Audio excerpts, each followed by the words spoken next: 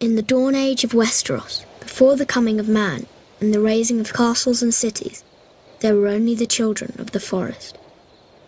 Little is known of them now, but it is said they were small in stature, dark and beautiful, and no taller than children when grown to manhood. They lived in the depths of the forests and hidden villages, crannogs and caves. They hunted with weirwood bows and armed themselves with blades of obsidian. Their wise men were called green seers and were possessed of powerful magic. They worshipped nameless, faceless gods of the forest, stream and stone. According to legend, it was they who carved faces in the great white trunks of the majestic weirwoods. Their deep-cut eyes were red with sap and ever watchful. 12,000 years ago, the first men came from the eastern continent, crossing a land bridge called the Arm of Dawn. Riding their great horses and wielding weapons of bronze, they cut down the children's forests and weirwoods. A terrible war raged between the children and the first men that lasted for centuries. At long last, the two races sought an end to the years of horror and bloodshed. They met on a small isle in the centre of a great lake called the God's Eye. It was there they forged the pact. The first men would be granted dominion over the coastlands, the mountains, the high plains and the bogs, but the deep forest would forever belong to the children, and no weirwood tree would ever again fall to man's axe. To seal the pact before the gods, the children carved a face in every weirwood tree on the island, which came to be known as the Isle of Faces. But the pact could not withstand the coming of the Andals, a race of tall, fair-haired warriors. They attacked with fire and weapons of steel, slaughtering the children of the forest wherever they could find them, burning out their weirwood groves, hacking away at the faces of the old gods, and spreading their own religion through the land. Centuries of war followed, and the Andals conquered every kingdom in Westeros, save one, the North. The kings of winter were able to withstand the Andal invasion, and descendants of the first men dwell there to this day, and continue to worship the old gods.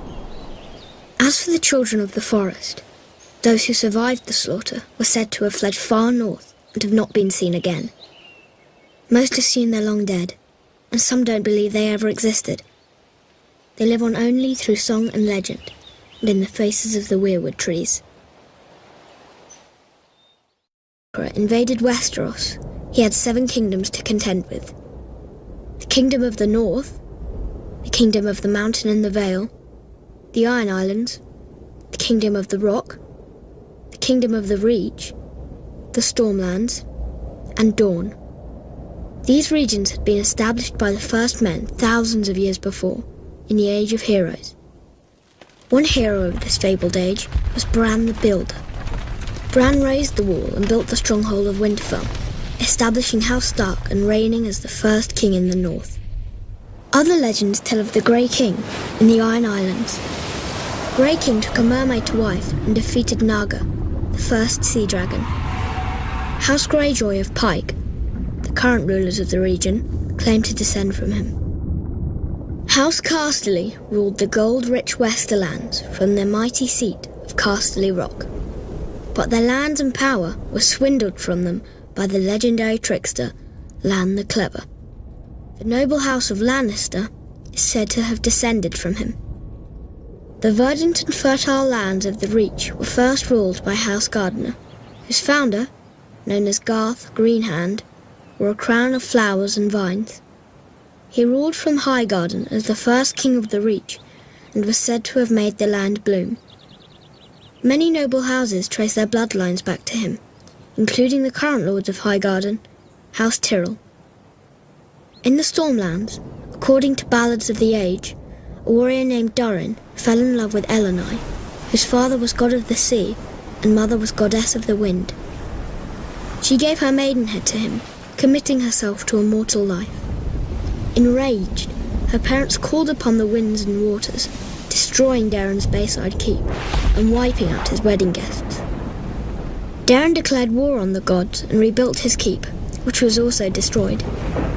4 more castles he raised, each stronger than the last. All fell to the power of the gods. But Daeron's 7th castle, Storm's End, withstood the gods' rage. Durin became known as Durin Godsgrief and reigned as the first Storm King. There are countless other tales from the Age of Heroes, too many to count. These histories weren't recorded in a book, but passed down from generation to generation through story and song. And while some of them may be dismissed as fairy tales, every one of the 7 kingdoms is defined by them. East of Westeros lies the smoking sea, where no ship dares sail. There are those who swear it to be demon-haunted, and who's to say they're wrong? For it was there, thousands of years ago, that a cataclysmic event occurred, destroying one of the great civilizations in history.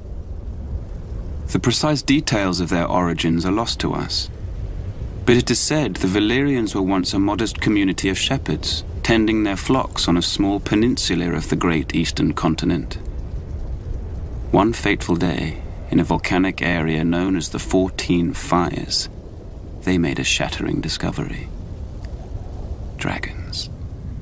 They were monstrous, scaled creatures with massive wings, sharp claws, and fiery breath. They were also said to have a deep-rooted connection to magic.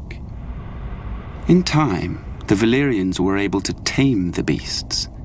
Harnessing their immense power, they established a city of wonder, unlike any before or since. They became skilled at sorcery and metallurgy, creating uncommon weapons of spell-forged steel. Wielding these weapons astride their dragons, the Valyrians conquered the surrounding lands and slowly expanded west. At the time, the Giscari Empire dominated much of the great eastern continent and tried to stop Valyria's expansion. The Giscari legions attacked the Valyrians 5 times, but could never defeat them. Finally, the Valyrians marched on their capital, Old Gis, and obliterated it, turning its streets and buildings to ash with dragon flame, and wiping the Giscari people and their culture off the face of the earth. The Freehold of Valyria, as it came to be known, became the most advanced civilization in the known world, with its own language, gods, and culture. The Valyrians' reach extended far and wide, covering most of the continent.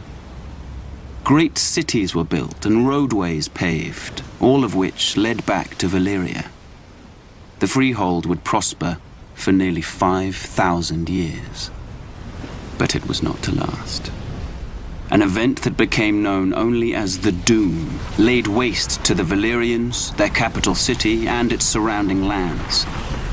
The peninsula itself was shattered, becoming what is now the Smoking Sea. Every dragon was thought to be lost, as were the Valyrians' spells, knowledge, and recorded history. Thus, the mighty empire collapsed. What caused this cataclysm? No one knows for certain. Some say it was a volcanic eruption. Others say the Valyrians' own sorcery got the better of them. In any event, the Doom's devastation of the Valyrian people was total, with the exception of a small rocky island in the narrow sea, Dragonstone. For it was there that the Targaryens, the last of old Valyria, dwelled. They would lie in wait for another 100 years before unleashing the fury of the dragon on another continent, Westeros. The ascension of Aegon Targaryen was confirmed, and the fate of the 7 kingdoms sealed on the Field of Fire. Kings Loren Lannister of the Rock and Mern Gardner of the Reach stood against Aegon's invasion. They commanded a united force of 600 banners, 5,000 mounted knights, and 50,000 men-at-arms. Aegon's host was vastly outnumbered, and when the army of the 2 kings charged, the invaders turned heel and ran. But Andal Might was no match for Dragonflame. When Aegon unleashed all 3 of his dragons, 4,000 souls were horrendously burned alive on the battlefield, King Mern among them. Realizing all hope was lost, King Loren surrendered. The Starks of Winterfell had no intention of submitting to Targaryen rule. They had reigned as kings in the north since the days of the First Men and were determined to resist the Targaryen invaders, just as they had resisted the Andals thousands of years before. King Torrhen Stark led his army to the Red Fork just east of Riverrun, hoping to succeed where Loren and Mern had failed. But when Torrhen saw the size of Aegon's now mighty host, along with his monstrous dragons, he knew he couldn't subject his followers to the horror of another field of fire. He bent the knee and swore fealty to Aegon, who allowed the Starks to maintain their lordship over the region as Lords Paramount and Wardens of the North. Without question, Torrhen Stark saved thousands of lives that day. He was ever after known as the King who knelt. The days of the Andals were numbered. One by one, their so-called kings were bending the knee or facing the wrath of Aegon Targaryen. Aegon of old Valyria. Aegon who was blood of the dragon. After defeating the Iron Men at Harrenhal and slaying the last of the Storm Kings, Aegon and his sisters, Rhaenys and Visenya, set their sights on other prizes, the gold mines of the Rock and the fertile lands of the Reach. King Loren Lannister of the Rock and King Mern Gardener of the Reach foolishly thought their combined armies could beat back the Targaryen host. They rode forth together, their proud banners flapping in the wind, and faced off against Aegon in a vast golden field of wheat. The two kings commanded a massive force of nearly 60,000, and it appeared the day was theirs, until Aegon unleashed all three of his dragons for the first and only time. Each beast was named after the Valyrian gods of Aegon's forefathers. Visenya rode Vhagar, whose fiery breath could melt armor. Rhaenys rode Meraxes, whose jaws were big enough to swallow a horse whole. Greatest of all was Balerion the Black Dread, with fire dark as night and wings so huge whole towns were covered in shadow when he flew overhead. This magnificent creature was ridden by Aegon himself. 4,000 men were bathed in glorious dragon flame that day, on what came to be known as the Field of Fire. King Mern was among the dead, and House Gardener died with him. His stewards, the Tyrells, surrendered his ancestral stronghold of Highgarden to Aegon, and were appointed Lords Paramount of the Reach and Wardens of the South. When Loren Lannister witnessed Mern's fate, he wisely bent the knee. Aegon spared Loren's life, and the Lannisters were made Lords Paramount of the Westerlands and Wardens of the West. After his triumph on the Field of Fire, Aegon's conquest was assured. In a short time, the so-called Seven Kingdoms were melted down in the heat of the dragon's flame and transformed into a single realm. Aegon would forever be known as Aegon the Conqueror. Aerys Targaryen was the last of his name to sit on the Iron Throne. Known far and wide as the Mad King, his was a reign of instability and terror. The Seven Kingdoms are well rid of him and his kind. Oh, he may have appeared to be a capable ruler at first, but that was due in no small part to his counselors led by the hand of the King Tywin Lannister. There may have been years of peace and prosperity during Aerys's reign, but it was Tywin who was really running the country as Aerys spiraled further and further into insanity. The dragon spawn were famous for losing their minds. It was the price they paid for centuries of keeping the bloodlines pure. And Aerys more than happily continued the noble sister-fucking tradition of his forefathers. As the years passed, Aerys's behavior became increasingly erratic. He cut himself so often on his Iron Throne, many referred to him as King Scab, though never to his face. It was rumored he had developed an obsession with wildfire, and was known to inflict horrific punishments on those he considered enemies, including burning them alive. As his paranoia and bloodlust grew, he had a bitter falling out with Lord Tywin, who had served the crown faithfully for 20 years. At least Tywin was able to leave the job with his life and fortunes intact. Subsequent hands of King Aerys weren't so fortunate. Then the Targaryens went too far. The Crown Prince Rhaegar abducted Lyanna Stark, daughter of Rickard Stark, the Lord of Winterfell. She was my betrothed. She was my beloved.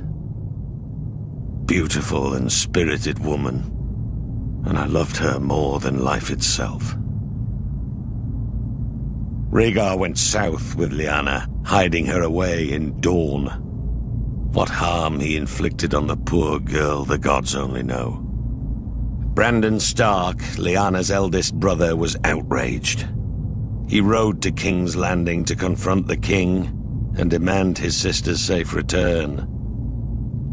Instead, Aerys had him executed, his father, Rickard Stark, as well. There wasn't much left to discuss after that. Aerys feared their loved ones would seek revenge for what he did. He was right to be afraid. Aerys wasted no time in calling for the heads of Brandon's younger brother, my friend Eddard Stark. And my head too, of course. I'm sorry he didn't come looking for it himself. Alongside Jon Arryn of the Vale, the man who fostered Ned and I as children, Baratheons, Starks, and Tullys all called their banners. Once our rebellion began, the Mad King's days were numbered. As Aerys Targaryen's behavior grew more and more erratic, the task of ruling the Seven Kingdoms fell to me, Tywin Lannister. I had served Aerys for nearly 20 years, and as a result, the realm had prospered. The royal coffers were full, the land was at peace. But Aerys grew increasingly hostile, jealous of the success many credited to me. My power and influence unnerved him. The captain of my personal guard, Sir Elyn Payne, was once overheard making offhand comments regarding who was the true ruler of Westeros. When the king was given this information, he had Elyn Payne's tongue ripped out with hot pincers. It was my desire to unite the houses of Lannister and Targaryen through marriage. My daughter Cersei would marry Aerys' eldest son, Prince Rhaegar. Such a union made perfect sense for all parties. However, Aerys' senses had begun to leave him quite some time earlier. Instead of uniting the royal family with its most loyal and powerful ally, Aerys chose instead to insult my family, indicating that such a match was beneath Rhaegar. Instead, he chose Elia Martell of Dorne to be Rhaegar's wife.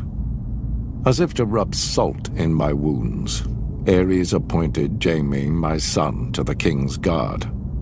The King's Guard may be an honor for lesser families than ours, but it is a lifetime appointment that forces him to renounce all family holdings. This creates a difficulty in naming an heir to Casterly Rock. But Aerys knew all that. I had grown tired of the king's constant provocation. Thus, I resigned my post as Aerys' hand and returned to Casterly Rock with my considerable forces. When Robert Baratheon rebelled against the throne, Aerys grew fearful that I would join with Robert's forces and rise against him. He thought himself clever and kept Jaime very close, as if warning me. He sunk deeper and deeper into delusion, paranoia, and violence. I've heard it said he became obsessed with wildfire, a substance which, once lit, cannot be extinguished. Convinced he had enemies all around him, he wouldn't allow blades in his presence, save for those of his King's Guard. Alas, that proved to be his undoing. As word of King Aerys' erratic and troubling behavior spread throughout the Seven Kingdoms, Lord Rickard Stark continued to serve his king faithfully as Warden of the North. The proud father of 4 children, His daughter, Lyanna, was engaged to Robert Baratheon, the young lord of Storm's End. Centuries of peace between the North and the Iron Throne ended the day Rhaegar Targaryen, Prince of Dragonstone, abducted Lyanna. Enraged, Brandon Stark rode to King's Landing, demanding the release of his sister and the death of Rhaegar. Aerys arrested him for treason and called his father to come to the capital to ransom him. When Lord Rickard complied, Aerys, now utterly mad, arrested him for treason as well. Lord Rickard demanded a trial by combat. Aerys declared fire the champion of House Targaryen and had Lord Rickard suspended from the rafters of the throne room while pyromancers lit a blaze beneath him. As he burned, Brandon was brought into the throne room. A leather cord attached to a strangulation device was wrapped around his neck. Aerys told Brandon his father was a dead man, but there was a chance to save him. A longsword was placed on the floor just out of Brandon's reach, and the more he struggled to reach it, the more the cord tightened around his throat. Brandon Stark strangled himself trying to free his father, who was roasted alive in his own armor. The entire court stood and watched this atrocity take place. Sir Jaime Lannister and the Kingsguard among them. The Mad King was reported to have laughed hysterically as these two noble men were tortured and brutally killed before him. Seeking to rid the world of all his supposed enemies, Aerys called for the head of Rickard's younger son, Eddard Stark, and Lyanna's betrothed, Robert Baratheon. He sent word to Lord Jon Arryn, who had fostered both young men at the Eyrie, to apprehend them. Instead, Lord Arryn joined houses Stark and Baratheon in rebellion. Robert vowed to kill Rhaegar Targaryen and get his beloved Lyanna back.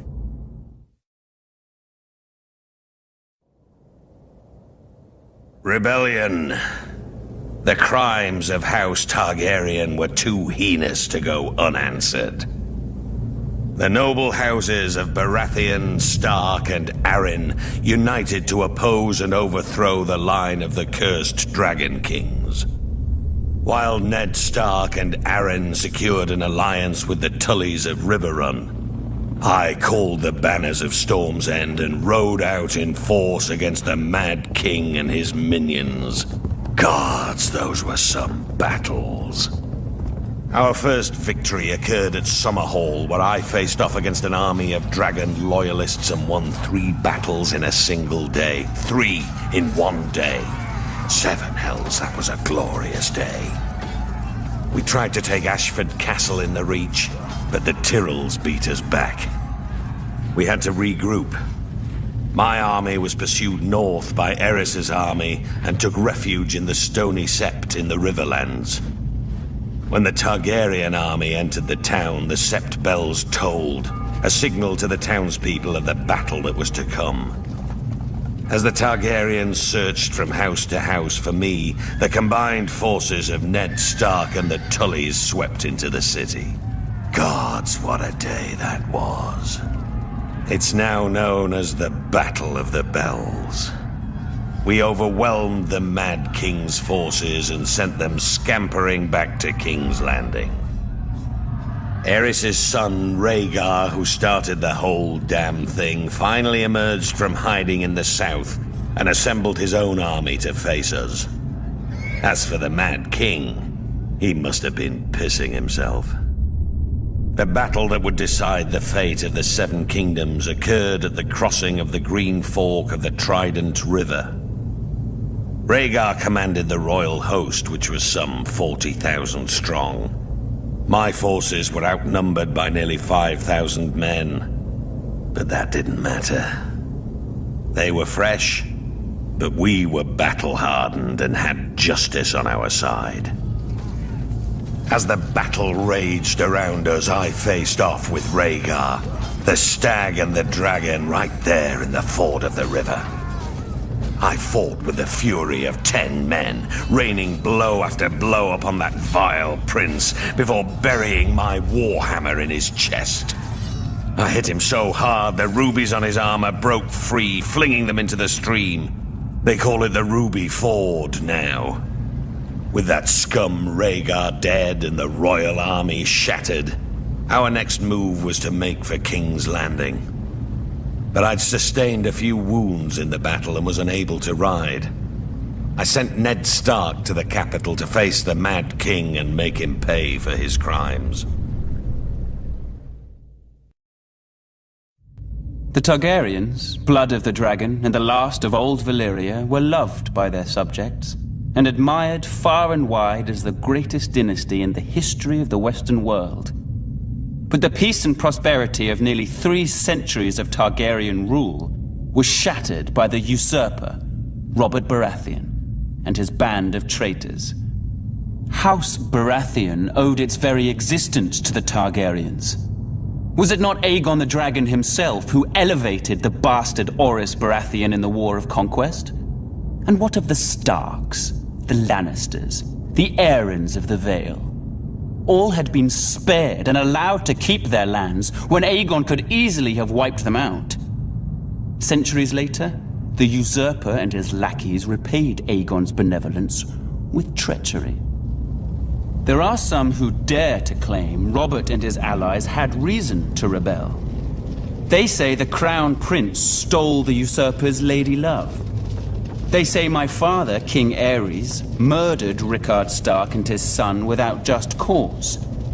Whether these charges are true or not, it doesn't matter. The dragon answers to no one. Aerys' good name has been besmirched in the years since the rebellion. He's been called a dangerous madman, a monster, a tyrant that brought his tragic end upon himself.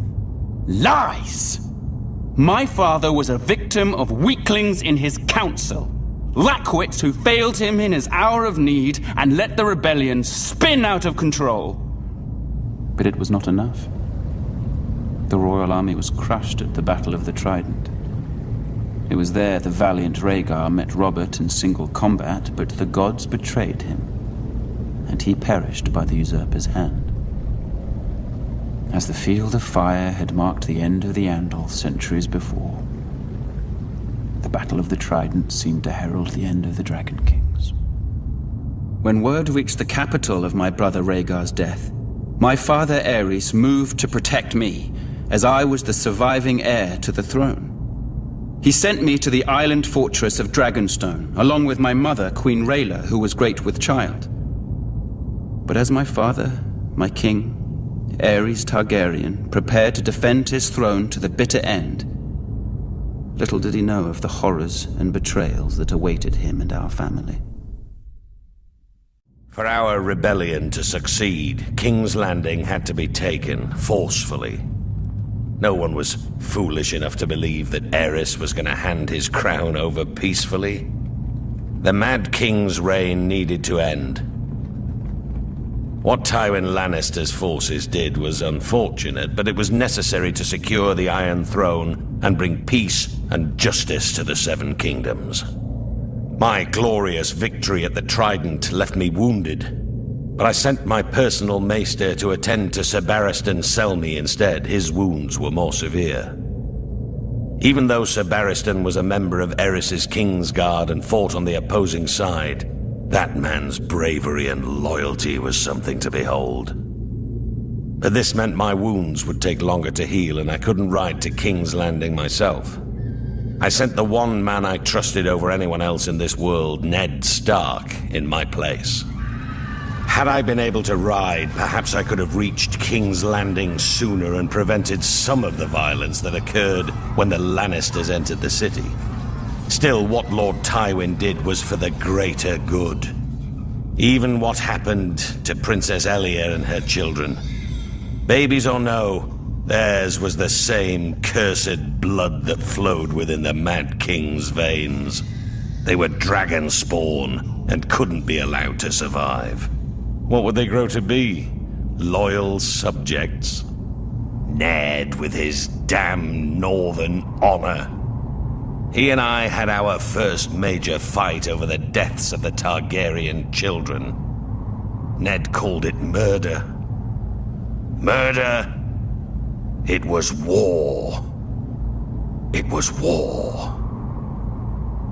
Lord Stark demanded that the Lannisters be held responsible for their crimes. Was it a crime to put an end to a family of lunatics born of incest? I wouldn't and still won't blame Tywin. Instead, I sent Ned Stark south to finish off the remaining Targaryen loyalists. It was only Lyanna Stark's death that reconciled us. Ned had lost his sister. I had lost my betrothed and beloved. We shared that sad bond together, Ned and I. Through it, our friendship was made strong again. As for the Mad King's surviving heirs, those that were able to scurry away in the face of my fury now live somewhere across the narrow sea. They had best stay there. If they ever set foot in Westeros again, they will face the King's justice. Robert Baratheon's victory at the Trident was a turning point in the war for the Iron Throne. While it was clear the gods were smiling on the rebel forces, Aerys Targaryen still held the Red Keep at King's Landing. As Robert was wounded and unable to ride, it was up to Eddard Stark to make for the capital and force the Mad King to give up the throne.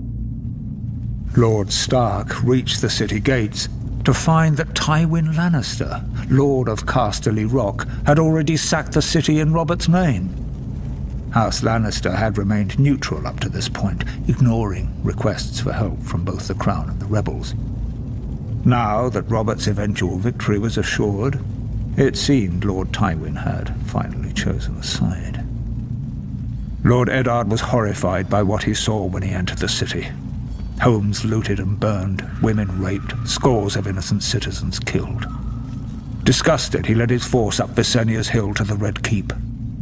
Upon entering the throne room, he found King Aerys lying in a pool of blood, dead by the hand of his own sworn King's Guard, Jaime Lannister, who sat brazenly upon the throne. Demanding to know the whereabouts of Queen Rhaela, Lord Eddard was informed the Queen and her son Viserys had been spirited away to Dragonstone before the Lannisters arrived. But other members of the royal family were not as fortunate. Elia, Martell of Dorne, who was the wife of Prince Rhaegar, had been raped and murdered by Ser Cregor Clegane on Lord Tywin's orders. Ser Cregor and his men had also butchered Rhaegar's young children. When Robert was well enough to reach the capital, Lord Eddard demanded the Lannisters answer for their heinous crimes. Robert refused, and sent him south to relieve the Baratheon stronghold of Storm's End, which was still under siege by forces loyal to the Crown. Whatever words passed between the two old friends are known only to them, but Lord Eddard is said to have left King's Landing in anger. Later, when Robert was crowned, he appointed Jon Arryn as Hand of the King. Lord Arryn's first order of business was to broker a truce with the Martells of Dorne, who were outraged by the brutal murder of Princess Elia and her children. Following the death of Lyanna Stark, who had been betrothed to Robert, Houses Baratheon and Lannister were joined in marriage when the new king took Tywin Lannister's eldest daughter Cersei as his queen. As for Eddard Stark, he returned to his stronghold of Winterfell, forever haunted by his sister's death and the shameful way that Robert had secured his throne. Rhaegar Targaryen lay dead on the banks of the Trident, his royal army shattered and in retreat. The days of the Dragon Kings were clearly numbered. Until that moment, it would have been foolish to commit Casterly Rock to either the Crown or the rebellion. What would our family have to gain in supporting a raving madman? Or in entering a crusade to put Robert Baratheon on the Iron Throne? But chaos benefits no one. It was time for House Lannister to do what it could to ensure a return of peace and prosperity to the land. I, Tywin Lannister, brought 10,000 Lannister troops to the gates of King's Landing in order to bring the bloodshed to a quick and decisive conclusion. King Aerys had been sending ravens for months, begging for my support to end the uprising. In a way, his pleas had been answered. As I had suspected, Aerys opened the city gates and welcomed my men. Our plan was clear: crush Aerys' remaining bannermen and remove the remnants of the royal family as quickly and efficiently as possible. Any alternative meant years of further war and a fragmented Seven Kingdoms. Our means were bloody, but the results speak for themselves. As for Aerys, it is true he met his fate at the hands of my son. Aerys had kept Jaime close during the rebellion, thinking himself clever in keeping my son as a hostage, should I decide to pledge support to the rebel cause. This proved to be his greatest mistake. For when the time came, Jaime did his duty as a Lannister and drove his sword into the Mad King's back. With that, Robert Baratheon's crown was secured. The new king recognized our role in his ascension to the throne, just as he recognized how useful the might and riches of Casterly Rock would be if he wanted to keep it. To that end, I offered my daughter Cersei as his queen. Had Aerys not spurned this same offer years earlier, perhaps things would have worked out differently. With Robert and Cersei crowned as king and queen of the Seven Kingdoms, it was a new day. The dragon was vanquished, and the Seven Kingdoms would thereafter belong to the stag and the lion. The Battle of the Trident may have been an important victory for the usurper, but it was the treachery and barbarism of Tywin Lannister that sealed the fate of the Targaryen dynasty. My father, King Aerys, had ever been a friend to the Lions of the Rock. Aerys graciously brought Tywin to court, making him the youngest hand of the king in history. He gave him power. He gave him respect. He made it possible for Tywin to restore House Lannister to glory. Aerys and Tywin governed side by side for 20 prosperous years. Still, when the usurper called his banners in rebellion, Tywin Lannister ignored his king's pleas for help and stayed holed up in his stronghold of Casterly Rock. In time, my brother, Prince Rhaegar, was dead. The realm was in turmoil, and the usurper's forces were said to be riding for King's Landing. What a glorious sight it must have been when a force of 10,000 Lannister men showed up at the gate of the capital with Lord Tywin at their head, pledging support to his beleaguered king. Aerys opened the gates for his old friend. Instead, Lannister and his men proceeded to plunder and destroy the city that he had called home for decades. As the capital was ravaged and its people terrorized, Jaime Lannister, son of Lord Tywin, proved every bit as treacherous. He killed my father, the king, at the foot of the Iron Throne. The Lannisters entered the Red Keep, and Tywin ordered the deaths of the rest of the royal family. It is said Princess Rhaenys was found cowering under her father's bed and put to the sword. She was only a child. As for Rhaegar's widow, Elia, she was forced to watch as Lannister thugs dashed her baby son's head against a wall before being raped and murdered herself. As I was the heir to my father's throne, I had been spirited away to Dragonstone with my mother, Queen Rhaela, who was with child. As a raging summer storm battered the island fortress and destroyed the Targaryen fleet as it lay at anchor, my sister Daenerys was born. My mother, the Queen, died giving birth. Now, some 17 years later, the rightful king still lives in exile. But a day of reckoning is coming. I will sail west as Aegon the Dragon did centuries before. I will take back my father's throne with blood and fire. And I will punish the treacherous dogs who sought to destroy my family. And the people shall rejoice. In the seven kingdoms of Westeros, the dominant religion is the faith of the Seven, first brought to its shores by the Andal some 6,000 years ago. But there are some who still keep to the old way, worshipping the faceless gods of the children of the forest and the first men. The old gods are countless, nameless spirits of nature. In ancient times, the children of the forest carved faces in the trunks of the weirwood trees, which became sacred symbols of their faith. In time, the first men adopted the children's gods as their own. Most castles at that time contained a godswood with a weirwood or heart tree at its centre. Meanwhile, across the narrow sea, a new religion was born in the hills of Andalos.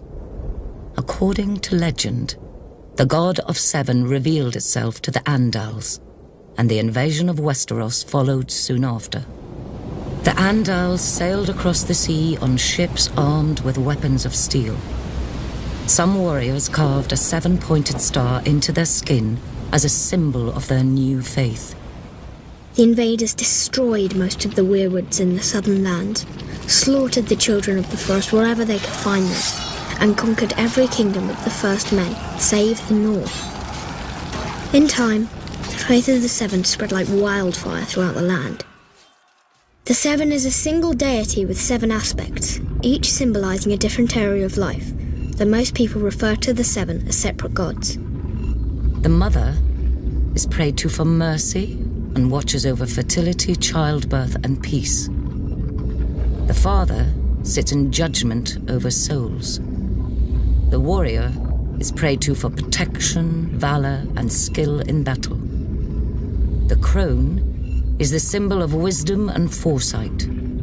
The smith watches over creation and craftsmanship. The maiden symbolizes purity, love, and beauty. Finally, there is the stranger, rarely prayed to, who represents death. The faith is highly organized and deeply influential in Westerosi politics and culture as the official religion of the monarchy. Worshippers gather in temples of the faith called septs. The seat of the faith is the Great Sept of Baelor, which is located in the capital city of King's Landing. Still, in the north, where descendants of the first men dwell, worship of the old gods continues to this day, and the sacred faces of the weirwood trees keep close watch over the faithful. Joining the Night's Watch, or taking the Black, is a singular honour for any northerner. For it was in the north, some 8,000 years ago, that the first men drove back the White Walkers, erected the wall, and established the sworn brotherhood that would guard the realm and its people from the dangers beyond. Regrettably, the Night's Watch no longer commands the widespread respect and admiration it once did. While House Stark and other houses in the northern regions continue to recognize its vital importance to the safety and stability of the realm, this view is not shared by the powerful houses of the southern kingdoms or their subjects. Most regard the Watch as a misguided, obsolete order made up of useless outcasts. Admittedly, the current Night's Watch is a shadow of its former glory. Their numbers have dwindled to less than 1,000. Of the 19 castles along the wall, only 3 are functional: the Shadow Tower, Castle Black, and East Watch by the Sea. And the Watch's mandate of adding to the wall has been abandoned entirely. There are barely enough resources to maintain it. Recruiting officers, known as Wandering Crows, scour the dungeons and slums of the realm in hope of finding men to fill the ranks. While there is still the occasional highborn volunteer, the newest recruits are almost entirely made up of lowly criminals, thieves, rapists, and murderers, sentenced to the wall as punishment for their crimes. The decline of this once fabled order is troubling, as the danger it guards against is all too real. While the White Walkers haven't been seen or heard from in ages, and may very well be the stuff of myth, barbarian tribes that dwell beyond the wall, known as wildlings, have been a menace to the North and its people for generations.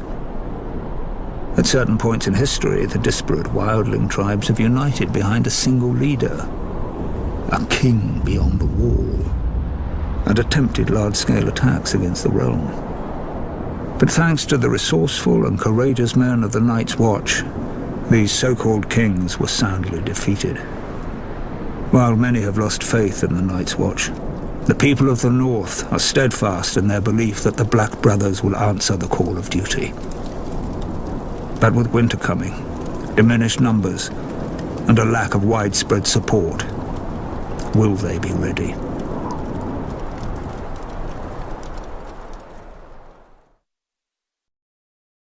Long ago in the wintry north, an army of demons emerged from beneath the icy ground and spread darkness and despair across the land. Astride their monstrous spiders, flanked by giants, they wreaked havoc on the innocent, slaughtering thousands. All hope was lost until the fearless warriors of the first Night's Watch drove them back into the wintry mountains and built a magic wall to keep them from ever invading again. These stalwart brothers in black continue to protect us even to this day from the evils that lurk in the shadows. An absurd lie. A fairy tale spun by many a wet nurse in the north. To be sure, a giant wall does exist. A triumph of engineering, perhaps, but not of magic. As for the Night's Watch, there may have been a time centuries ago when there was prestige and honor in the miserable monastic life of a Black Brother. But now, the wall has become a glorified penal colony, full of outcasts, criminals, and assorted ne'er-do-wells. Today, a typical man of the Night's Watch most likely started out a lowly beggar, or a rapist, or a village idiot. As for the few high-born watchmen, they either fought on the losing side of a war, or were disowned by their parents for one reason or another. Those who persist in defending the Night's Watch will claim the Seven Kingdoms need protection from the wildling tribes of the far north. But there's little to fear from those primitives. They're a nuisance, but not sophisticated or powerful enough to be a significant threat to the realm. And any talk of White Walkers returning with their armies of the dead and their giant spiders and their snarks is just that. Talk. In the far southwest of Westeros, at the mouth of the river Honeywine, lies the great stone city of Old Town. It is home to the Citadel, where men and boys from throughout the kingdoms come to receive their training as maesters. Maesters play an integral role in Westerosi society, serving as scholars, healers, and advisors to the nobility of the Seven Kingdoms. This venerable order of learned men dedicate their lives to serving the realm, and are sworn to occupy a neutral position when it comes to power and politics. Upon completing his training at the Citadel and taking his vows, a maester renounces his family name and takes a vow of celibacy. He is assigned to a castle or keep, and duty-bound to serve as its counselor and healer, even if control of the castle changes hands. A maester's allegiance is to the realm, not to any one family. His badge of office is a great chain, forged from links of different metals which he wears around his neck. It is a reminder of his role as a servant of the realm, and is never to be removed. A maester forges his chain with study, and each link represents the mastery of a different kind of learning. For instance, a silver link signifies mastery of the medicinal arts.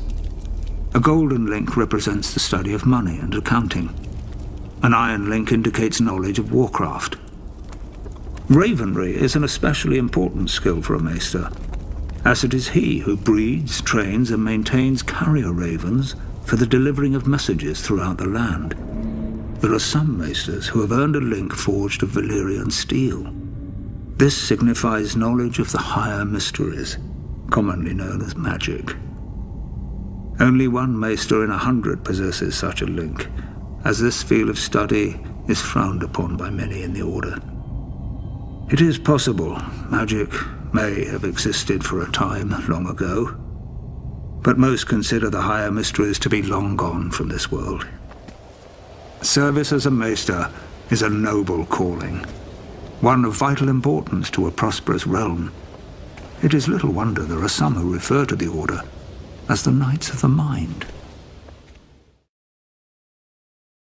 Dark wings, dark words.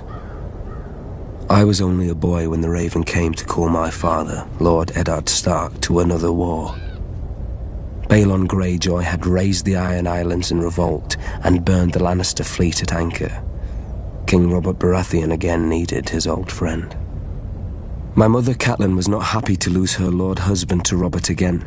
6 years before, he had left her to avenge his father and brother against the Mad King. But now he had sons and daughters of his own, and, unspoken, another son who wasn't hers from the last time he went to war. My brother, Jon Snow. But she knew that in marrying my father, she had married the North. We hold our honor and duty as dear as our old gods. When the time came, my father marched south to restore peace and order to the realm. My father always told me the Iron Islands were a strange and dangerous place. Its people, the Ironborn, keep neither the old gods nor the Seven, and despise all honest toil. Their ancestors ravaged the western shores, raping and slaving and putting it to the torch, and their songs still ring through the halls of the Ironborn, while everywhere else they're whispered to wayward children at bedtime. Perhaps Lord Balon thought Westeros had not healed from the war against the Mad King, and was as fragmented and suspicious as the ancient kingdoms his forebears had terrorized. Robert's navy corrected him at Fair Isle when they smashed the proud Iron Fleet. Robert and my father corrected him at Pike, his own castle, when they pulled down his towers and breached his walls. My father never liked to speak of his battles, but from other men I learned what transpired. Thoros of Myr was first through the breach with his flaming sword. Not far behind him was Jorah Mormont of Bear Island, my father's bannerman who earned the knighthood he would later shame, and lords from every corner of the Seven Kingdoms. All day, through every passage in the castle, they fought side by side, my father with our ancestral sword Ice, and King Robert with his warhammer against a horde of axe-wielding Ironborn. In the end, Lord Balon bent the knee. King Robert generously allowed Lord Balon to retain his title and castle. The price of peace was custom. The only son of Balon's to survive his foolish rebellion would be taken as a hostage against future treasons. My father even volunteered to foster the boy himself, I suspect, to make Theon Greyjoy a different man than his father, who would bring honor and duty to the Iron Islands when he returned as heir. So my mother's silent fear came true, and my father returned with another child. Theon ate with us, played with us, and fought with us. Once the great bond between my father and Robert Baratheon united the realm against a mad king and brought him to justice for his crimes. Now, another monster sits on the Iron Throne, and another debt of blood is owed my family. Theon is my murdered father's ward. I am my murdered father's son. Like my father and Robert, bound in blood, if not by blood, we are brothers.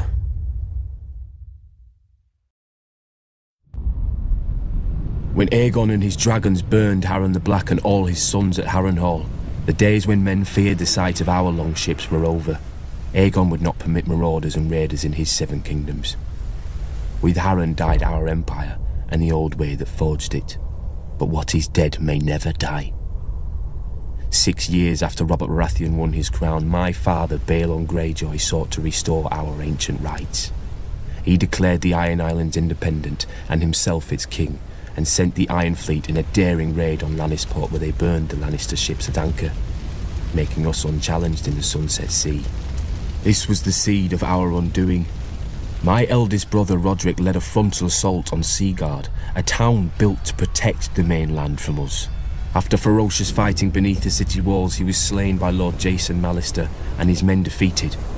By this time, Stannis Baratheon had brought Robert's fleet around Westeros and somehow managed to trap the Iron Fleet at Fair Isle, smashing it. Robert's victory was now all but assured, yet we made him bleed for each island. Stannis Baratheon captured Great Wick, the largest of the Iron Islands, and Ser Barristan Selmy himself subdued Old Wick. Robert and Lord Eddard Stark led the main assault against the island of Pike. They razed the town of Lordsport to the ground before Robert turned his full fury on our family's stronghold. When they breached the walls, the first through was Thoros of Myr with his ridiculous flaming sword, followed by every minor lord of Westeros hungry for glory. My other brother Maron was killed when the siege engines brought down a tower on his head. I was now my father's only living son, and heir to the Iron Islands. When my father saw his cause was lost, he wisely conceded defeat to Robert, who otherwise would have pulled down our castle stone by stone with us in it. As my father said to me then, no man has ever died from bending his knee. He who kneels may rise again, blade in hand. He who will not kneel stays dead, stiff legs and all.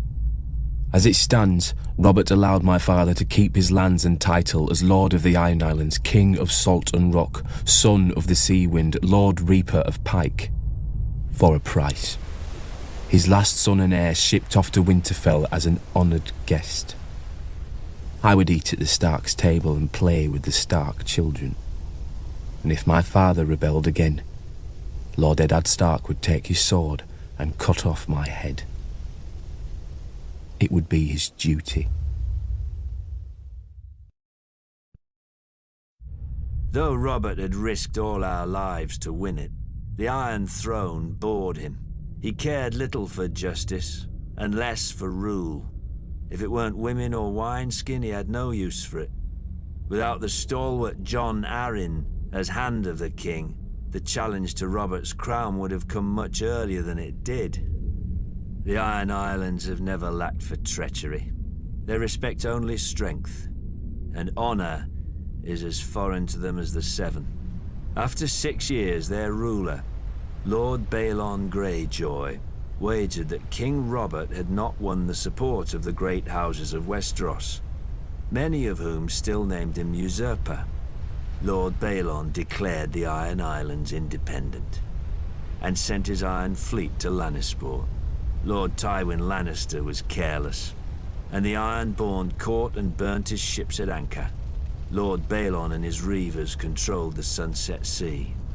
Robert then ordered me to succeed where his father-in-law, Lord Tywin, had failed. Beneath Robert's fury, I sensed relief. War he could understand. He would smash Lord Balon as he had Rhaegar. I raised Robert's fleet and sailed around Westeros to the Iron Islands. I set a trap for the Iron Fleet off Fair Isle. As sailors and warriors, the Ironborn are unparalleled. But they're not soldiers. They have no discipline, no strategy, no unity. In a battle, each man fights only for his own glory, and their longships are built for lightning strikes and shore raids. When the captains rushed in, I smashed their longships with our larger war galleys. The strength of the Ironborn is in their ships. With the Iron Fleet broken, I had assured Robert's victory. He could now transport troops and siege weapons to invade the Iron Islands. And contrary to Balon's hopes, Robert had plenty of both. I've never seen such allegiance as Robert could inspire in war. Enemies who tried to kill him one day would be drinking with him the next under their own fallen banners. In rebelling against the Iron Throne, Lord Balon did more than Robert ever could to cement his rule. When Robert came to the Iron Islands, he brought with him the full power of Westeros. Ser Barristan Selmy of the King's Guard led the assault on Old Wick, while I subdued Great Wick, the largest of the Iron Islands, But Robert saved the seat of House Greyjoy, Pike, for himself and Lord Eddard. Robert would later boast of the battle's bloodiness and how he could have torn down the island into the waves if Lord Balon hadn't bent the knee. But if I'd have led the assault, Balon's neck would have bent, under his sword, because I do not forget, I do not pardon. His time will come. All their times will come. Dragons conquered the Seven Kingdoms, but to rule them, the Targaryens needed a less temperamental tool. When the great King Maegor saw the power of the Alchemist Guild, he blessed us with his patronage. In those days, we commonly transmuted metals and other wonders, but the king was most interested in our mastery of the substance, which those not of our order dub wildfire. A slight misnomer. To the uninitiated, the substance indeed seems uncontrollable. Water will not extinguish it, nor plate of steel repel it. Our order alone knows its secrets. In bare stone cells beneath the guild hall, our acolytes prepare the substance with utmost care and ancient magic. Apprentices then remove the jars to a secure storage. Overseeing its purity are the wisdoms, such as myself, who are adept in the alchemical mysteries. Should an acolyte prove unworthy and allow the substance to ignite, the ceilings are spelled to collapse and fill the room with sand. For once lit, only smothering or starvation will quench the fire.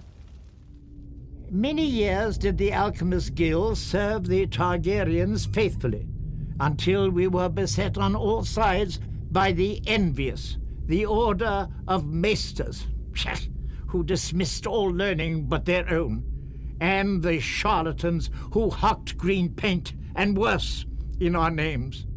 After the unfortunate Prince Aerion Targaryen, drunk with wine, boasted that a draught of the substance would transmute him into a dragon, we lost our royal favor. Then came the wise King Aerys, second of his name. I was merely an acolyte when he restored our guild to its former glory. As had his great forefathers, he appreciated our secret arts, even naming Wisdom Rossart as Hand of the King. Together they punished his enemies as befits a true Targaryen.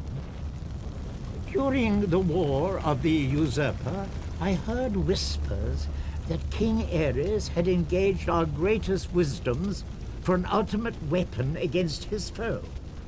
But sadly, King's Landing must have fallen before it could be used, and many of our wisdoms disappeared in the sack of the city, victims of ignorance and envy, as ever, I'd wager. Yet our order perseveres. Like the substance, which grows ever more potent as it ages, we perfect our ancient arts in darkness, forgotten by the world. We are masters of the fire, but we live only to serve. All we need is the right spark. Carth has always and only belonged to the Carthine. We were never part of Valeria's empire, nor have we ever fallen to a Dothraki horde. Our walls and the red waste outside them guard us from such annoyance. Many call the approach to our city the Garden of Bones. It needs little tending to grow. Our city, however, would be quite a prize for any empire. Carth straddles two worlds, a greedy and curious west, and a rich and mysterious east. The marvels of Yeti and Ashai pass through our markets and share berths with the riches of the free cities and Westeros. Our ports have fulfilled many a trader's dreams, almost as many as they have broken. We call Carth the greatest city that ever was or will be. An easy claim to make if one knows only the docks and customs houses of other cities. An easy lie to swallow if a people see only the gold and jewels of their rulers, which we, the 13 who govern the city, are careful to ensure. The proud Carthene shook off the yoke of unjust kings long ago, so they are told at festivals by the pureborn, the king's direct descendants who have controlled the 13 ever since. Only now, instead of scepters, they use ships. A merchant only remains on the 13 until the others are no longer afraid to deny him, or too afraid to deny his replacement. Except for the warlocks, they alone hold a hereditary seat, a relic from when they had powers, or at least from when the world was younger and more easily duped. Over the years, we have developed an understanding with them. They shall always be welcome on our councils and at affairs of state, provided they never come. Rare is the civic problem that can be solved by cryptic nonsense and shade of the evening. Thankfully, they need little encouragement to confine themselves to their house of the undying. Yet perhaps we Carthene are too confined ourselves. We feel safe behind our walls and our laws, which no visitor can hope to follow, and by which any citizen who vouches for a guest always pays with his life. But like a ship in the summer seas, a city grows becalmed without fresh wind. The greatest city that ever was or will be? An epitaph. I would prefer the greatest city that is. The Starks of Winterfell trace their descent to the first men in the Age of Heroes. The family's founder was Brandon the Builder, who, in the aftermath of the Long Night, helped establish the Night's Watch. Legend has it he enlisted the aid of giants and the powerful magic of the Children of the Forest to raise the mighty wall, which has protected the realm for generations. He went on to build the ancestral seat of Winterfell and reigned as the first king in the north. The Starks reigned as kings for thousands of years, even withstanding the invasion of the Andals.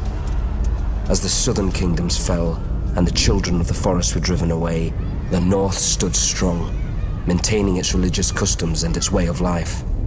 Eventually, the reign of the Kings of Winter came to an end with the coming of Aegon the Conqueror. After Aegon and his dragons destroyed the combined armies of the Reach and the Rock at the Field of Fire, King Torrhen Stark bent the knee and swore fealty to the Targaryen dynasty in order to spare the destruction of Winterfell and his people. He was forever after known as the King Who Knelt. As a reward for his submission, Aegon named Torrhen Lord of Winterfell and Warden of the North. The Starks take great pride in their history and traditions. It is one of the few noble houses that still keeps the old gods. A sacred weirwood tree looms large in Winterfell's Godswood. Its ancestral sword, Ice, was forged in ancient Valyria and has been passed down through the generations. House Stark remains steadfast in its support of the Night's Watch, even as the once illustrious order has fallen on hard times.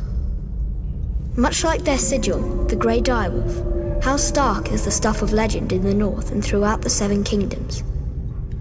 And their family words, "Winter is coming," serve as a reminder of their beginnings in the wake of the Long Night and a grim portent of things to come.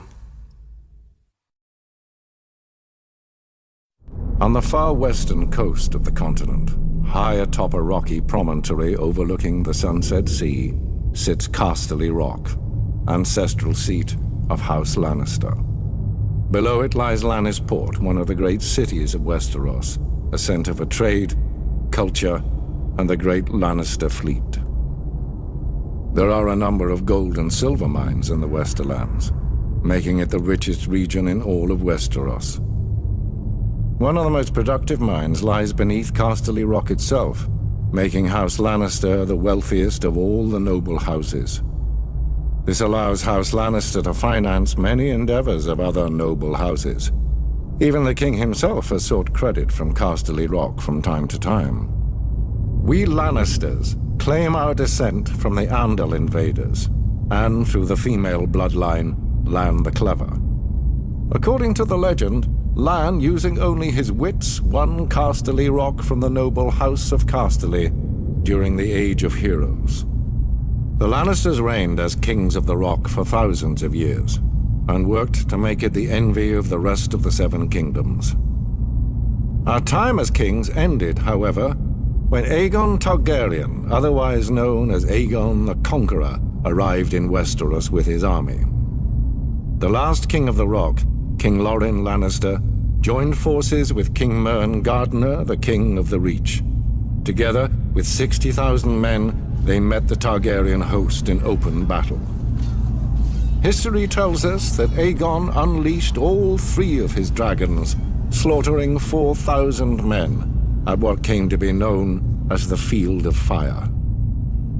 King Mern himself was burned alive that day, and House Gardener turned to ash with him. Seeing both the threat and opportunity the Targaryens represented, Loren wisely surrendered and aided Aegon in his further conquest of Westeros. The Lannisters were thus appointed Lords Paramount of the Westerlands and Wardens of the West, titles we hold to this day. Let us be clear, though. It is neither luck nor royal favor that makes our house prosperous. There have been times in our history where some have thought us weak, lazy, or opulent. My father, Titus Lannister, nearly bankrupted our house with his poor investments, and allowed himself to be mocked openly at court. When our vassal, the Reigns of Castamere, dared to rise up against the Lannisters, they learned how dangerous it can be to taunt a lion. I, Tywin Lannister, led the assault on Castamere to put down this rebellion. I made an example of them, to anyone who doubts our might. They even made a quaint song about the fates of the Reigns of Castamere. Sadly, there are no Reigns left to hear it. Today, the Golden Lion of Lannister is rightly admired and feared throughout the Seven Kingdoms. Our words are, "Hear me roar." But there are other words that should be remembered when crossing a Lion of Casterly Rock. A Lannister always pays his debts. The Targaryen dynasty united the Seven Kingdoms and lasted nearly 3 centuries. It was a dynasty forged in fire, sealed in blood, and destroyed by rebellion. The Targaryens are blood of the dragon, descended from the nobility of ancient Valyria, a once mighty empire in the east. When the cataclysmic doom laid waste to Valyria and its people, the Targaryens survived, having settled on the island fortress of Dragonstone years before. They remained there for a century, until the rise of Aegon the Conqueror.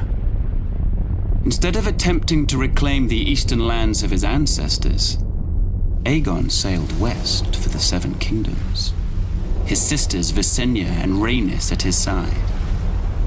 To keep the bloodlines pure, Aegon continued the custom of his Valyrian ancestors and took both of his sisters to wife. Together, they came ashore on the eastern coast of Westeros, their blazon a dragon with 3 heads, representing Aegon and his sister wives. Their words, fire and blood. While their host was small in comparison to the armies of Westeros that awaited them, Aegon and his sisters had a secret weapon, the last of the dragons. He conquered every kingdom save Dorne, which eventually bowed to Targaryen rule a century later. He had the swords of his enemies melted down by the fiery breath of his dragon, Balerion the Black Dread, and forged into the Iron Throne. The capital city of King's Landing was built on the eastern coast, where Aegon and his sisters first came ashore, and Aegon ordered the construction of a royal castle on its highest hill, the Red Keep. For 300 years, the Targaryen dynasty stayed strong in the face of rebellion, civil war, and plague. But the line of Dragon Kings was broken when my father, Aerys Targaryen, the second of his name, was overthrown in rebellion. My father was betrayed and slaughtered by Ser Jaime Lannister, a member of his own Kingsguard. His son and heir, my brother Rhaegar, perished on the field of battle at the hands of Robert Baratheon, who claimed the Iron Throne for himself. And so today, the only surviving members of the storied Targaryen dynasty are myself, Prince Viserys, rightful King of the Andals and ruler of the Seven Kingdoms, and my sister, Daenerys. We were spirited away to the free cities of the East by loyalists. Here we have lived in exile ever since, dreaming of a day when we will cross the narrow sea and take back my father's throne.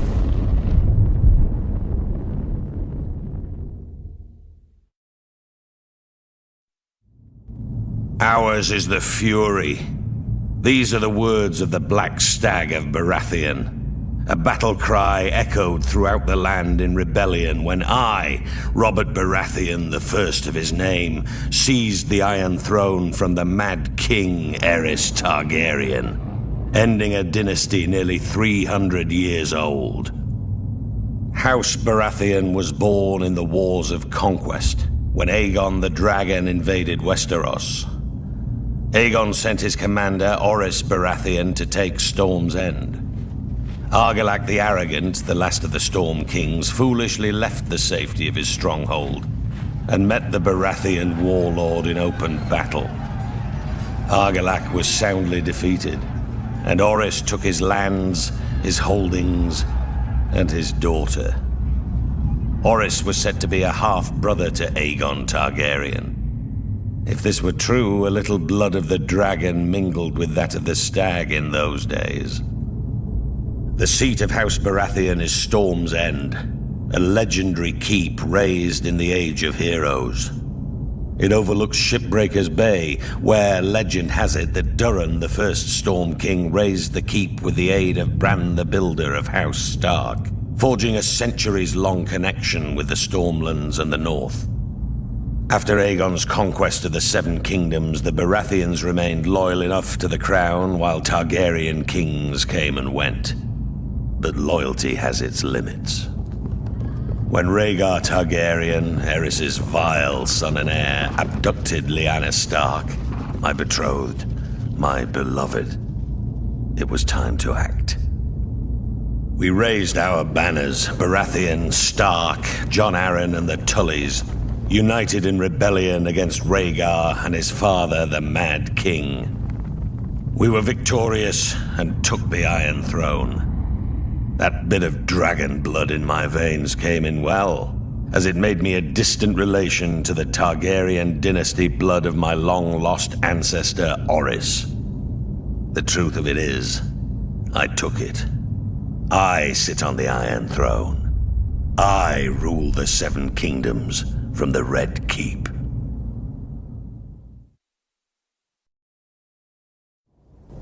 In the snow-capped mountains of the moon, standing high above the rich lands of the Vale, stands the Eyrie, a storied and impregnable fortress said to have been built by the legendary Mountain Kings in the Age of Heroes. It is the stronghold of House Arryn, one of the oldest noble families in Westeros. Their sigil, a soaring falcon over a crescent moon. Their words, as high as honor. The Arryns are direct descendants of the Andal invaders, who sailed across the narrow sea and came ashore at the Fingers. According to legend, Sir Artus Arryn, known as the Winged Knight, soared through the sky atop a giant falcon, landing on the peak of the highest mountain where he defeated the Griffin King in battle. It was the Andals' first great victory over the First Men, and Sir Artus was duly rewarded. He was declared King of the Mountain and the Vale, and the region was renamed the Vale of Arryn. Thousands of years later, Aegon the Conqueror arrived in Westeros. House Arryn bent the knee to Aegon and his dragons, and were allowed to maintain the control of the region as lords paramount of the Vale and wardens of the East. Over the centuries, House Arryn remained loyal to the Targaryen dynasty, until Lord Jon Arryn joined with houses Baratheon and Stark in rebellion against Mad King Aerys. Upon winning the Iron Throne, Robert named Lord Jon Hand of the King, a position he held until his mysterious death. Honor, glory, lies to make idiot boys want knighthood, and idiot girls spread their legs for it. Let me tell you what makes a knight. Killing. Either enough men or the right man. House Clegane should know. We're very good at both. Most families claim some great ancestor so far back that nobody can prove them liars. Not us. My grandfather kept the kennel for Lord Titus Lannister of Casterly Rock, the father of Lord Tywin. Lord Titus was a weak man who didn't know it. One day while hunting, he stumbled on a lioness. Instead of embracing the man who wore her on his banners, she tried to tear out his throat. Lucky my grandfather came up with the dogs and drove the big cat away. As a reward, the Cleganes got lands and a keep and a son to squire for the Lannisters. We took the 3 hounds who died for them as our new sigil. When Tywin Lannister became Lord of Casterly Rock, he wanted more from his former kennel master than fealty. He bet that training hounds to kill isn't far from training boys to kill. In just 2 generations, my brother Gregor and I proved him right. I gutted my first man at 12. Years after, servants started disappearing in our keep, and even a sister I don't remember. But nobody could prove anything against Gregor, or dared if they caught him at it. For my father wanted a knight in our family, and thought he'd found one in Gregor, who at 13 towered over enough men that they called him the Mountain. Sure, Gregor looks quite the champion from a distance, but a mountain can't cleave a man in half with one blow, and won't break a wench's face if she talks. Through Lord Tywin's influence, Prince Rhaegar Targaryen kindly anointed my brother personally. A great honor for our family, everyone said. 1 year later, Sir Gregor chivalrously sacked the prince's city, brained the prince's baby, and raped and murdered the prince's wife, winning our family yet more honor from the new king and queen. Soon after, my father died. They say in a hunting accident. The same day that Gregor became lord of the Clegane lands, gold and anything under his roof, I left our home to take service at Casterly Rock. Lord Tywin is not like his father. Neither is King Joffrey, or the likes of me would never be on the King's Guard, with all those true knights. Between them, a man who serves the Lannisters will never lack for killing. I'll guard this king, such as he is. Gregor will kill the other ones, such as he does. When we're done, we'll see how many people still believe in songs and fairy tales.